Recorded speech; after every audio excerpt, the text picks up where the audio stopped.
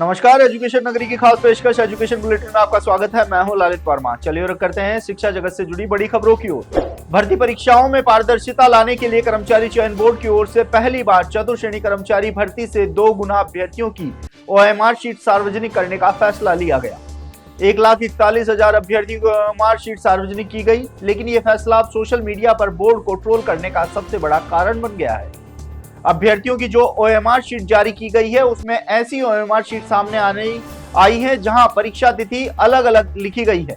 किसी पर 23 सितंबर तो किसी पर 25 सितंबर लिखा गया है, जबकि परीक्षा का आयोजन 19 से लेकर 21 सितंबर तक हुआ था।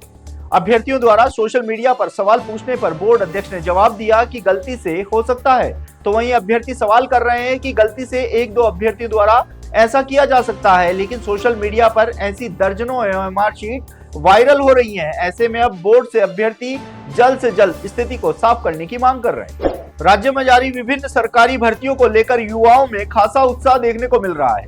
6 फरवरी 2026 तक ऑनलाइन आवेदन की स्थिति के अनुसार हजारों अभ्यर्थी विभिन्न परीक्षाओं के लिए फॉर्म भर चुके हैं। फॉरेस्ट भर्ती 2026 में अब तक 2,95,838 आवेदन प्राप्त हो चुके हैं, जबकि इसकी अंतिम तिथि 11 फरवरी है। तो वहीं महिला पर्यवेक्षक भर्ती 2026 के लिए 91,516 अभ्यर्थियों ने आवेदन किया है, जिसकी अंतिम तिथि भी 11 फरवरी है। कृषि पर्यवेक्षक भर्ती 2026 में अब तक 1,15,241 आवेदन आए हैं। इससे अधिक आवेदन LDC भर्ती 2026 में 3,53,391 दर्ज किए गए हैं, जिसकी अंतिम तिथि 13 फरवरी है। वहीं लैब असिस्टेंट भर्ती 2026 के लिए 2,74,646 आवेदन प्राप्त हुए हैं। इसकी अंतिम तिथि 25 फरवरी 2026 है। अभ्यर्थियों को सलाह दी गई है कि वे अंतिम तिथि से पहले आवेदन प्रक्रिया पूरी कर लें। राजस्थान लोक सेवा आयोग ने भर्ती परीक्षाओं में पारदर्शिता बढ़ाने की दिशा में बड़ा कदम उठाते हुए पहली बार सफल अभ्यर्थियों के प्राप्तांक सार्वजनिक किए हैं। ये व्यवस्था RAS भर्ती 2023 से लागू की गई है। RPSC सचिव रामनिवास मेहता ने बताया है कि इंटरव्यू के बाद चयनित अभ्यर्थी अब आयोग की वेबसाइट पर जाकर लिखित परीक्षा और साक्षात्कार में मिले अपने पूरे अंक देख सकते हैं। इसके साथ ही आयोग ने निर्णय किया है कि भविष्य में जिन परीक्षाओं के परिणाम घोषित होंगे, उन सभी में सफल उम्मीदवारों के अंक सार्वजनिक किए जाएंगे।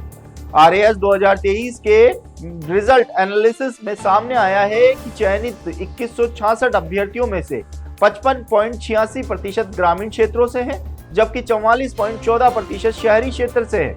वहीं 59.9% चयनित अभ्यर्थी पहले से नौकरी में कार्यरत थे।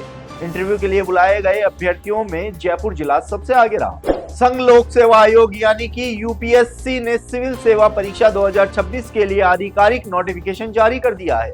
इस बार UPSC ने परीक्षा से जुड़े कई महत्वपूर्ण नियमों में बदलाव किए हैं, जिसका सीधा असर उन उम्मीदवारों पर पड़ेगा जो एक बार चयनित होने के बाद बेहतर रैंक के लिए बार बार परीक्षा देते थे। नए नियमों के तहत यदि कोई अभ्यर्थी सिविल सेवा प्रारंभिक परीक्षा में शामिल हो जाता है और मुख्य परीक्षा से पहले किसी पूर्व परीक्षा के आधार पर IAS या IFS सेवा में चयनित हो जाता है, तो वह UPSC की मुख्य परीक्षा में भाग नहीं ले सकेगा, भले ही उसने प्रारंभिक परीक्षा उत्तीर्ण कर ली हो। इस वर्ष कुल 933 पदों के लिए भर्ती की जाएगी। इच्छुक उम्मीदवार 24 फरवरी 2026 तक ऑनलाइन आवेदन कर सकते हैं। रीट लेवल 2 भर्ती में चयनितों से अधिक अंक होने के बावजूद भी दर दर भटक रहे युवाओं की पीड़ा अब बढ़ने लगी है। आपको बता दें कि रीट लेवल 2 में संशोधित परिणाम जारी होने के बाद लगभग 1300 पदों पर इसका सीधा असर पड़ा था। हालांकि हाईकोर्ट के द्वारा पहले से चयनित शिक्षकों को बाहर नहीं करने का आदेश दिया, जिसके बाद नव चयनितों को नियुक्ति का मौका मिला।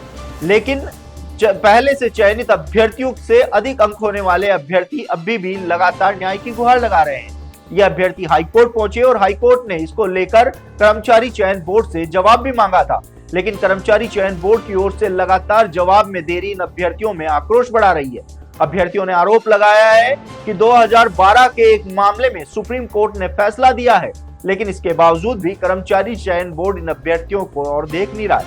ऐसे में देखना होगा कि अधिक अंक होने के बावजूद भी बेरोजगारी का दंश झेल रहे इन युवाओं के साथ इंसाफ कब होगा। तो ये थी शिक्षा जगत से जुड़ी तमाम बड़ी खबरें। कल फिर से आपके साथ रूबरू होंगे, तब तक के लिए नमस्कार।